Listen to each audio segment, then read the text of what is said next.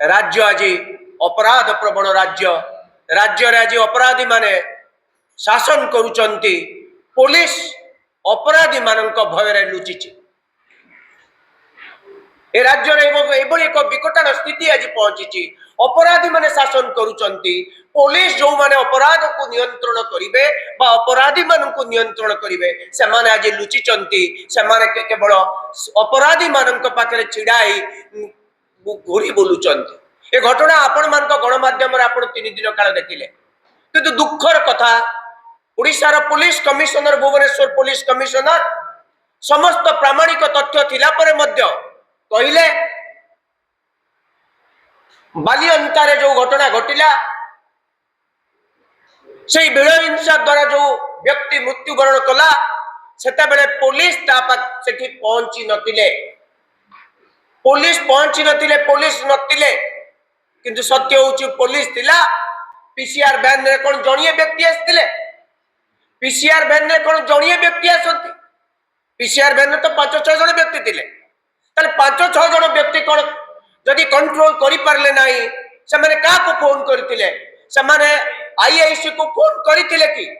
zone SP को phone करथिले कि ताले जोन एसपी आईआईसी केते समय लाइदे काई कि फोर्स पटेइले नाही अधिक पुलिस ऑफिसर माने घटनास्थल को आसिले नाही एभली बिड़ा हिंसा सारा पृथ्वी देखिला सारा भारतवर्ष देखिला शांतिपूर्ण राज्य आज किभली अशांत होई पड़िछि मात्र 24 मास भितरे ये प्रथम घटना नुहे ए घटना सीरीज ऑफ घटना बालेश्वर ताला गोटे मुस्लिम युवक को गोमांस तस्करी करुछि कहि ताकू पिटी पिटी मारी देले समान घटना घटिला मयूरभंज जिलार से भाव में भिड़ हिंसा द्वारा जन को मारी दिया गला गंजाम जिले में समान घटना घटिला सारा राज्य रे 30 जिले में प्रतिदिन भिड़ हिंसा सृष्टि होउची काई के होउची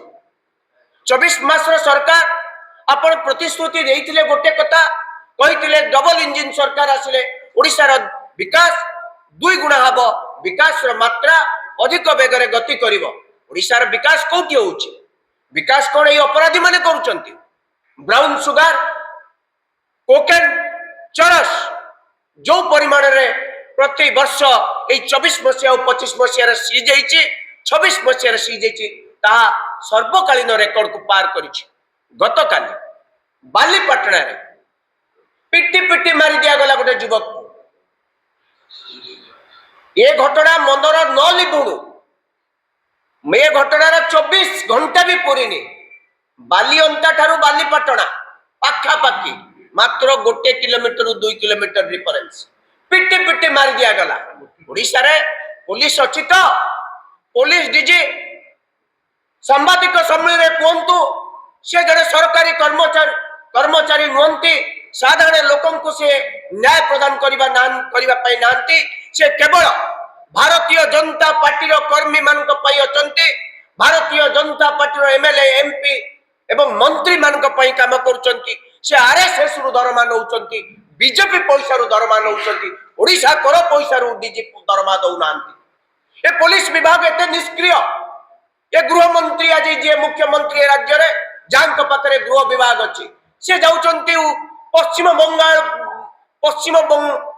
बंग रे मुख्यमंत्री किए हेबे नेता निर्वाचन करिया पाई निज राज्य रे एभली एक परिस्थिति सृष्टि हेछि सामान्यतम चिंता नाही सामान्यतम मध्य एथि पाई उद्वेग नाही कहउचंती कोना निर्देश दैचंती मुख्यमंत्री को निर्देश परे पुलिस प्रशासन केते सजाग जे तार 24 घंटा परे आउ गोटिए भिड़ हिंसार मृत्यु 2024 एनसीआरबी रिपोर्ट रो तथ्य देखिले आपण को आखिरु आलुओ खसी पड़िबो आपण हतबाक हे जिवे